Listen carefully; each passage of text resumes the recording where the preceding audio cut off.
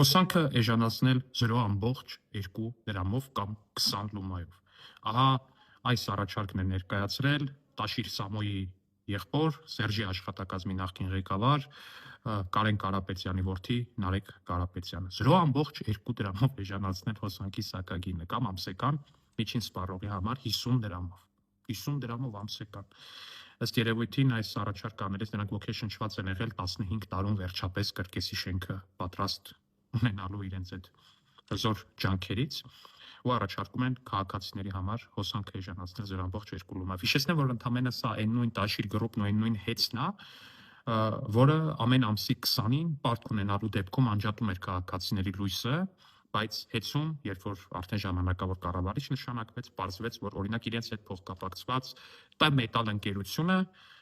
տարիների ընթացքում կուտակել է 800 միլիոն դրամի կամ 2 միլիոն դոլարի պարտք, բայց նրանց հոսանքը ոչ մեկ չի անջատել, նրանց վրա դույժ ու տուգանք ոչ մեկ չի կիրառել, իհարկե,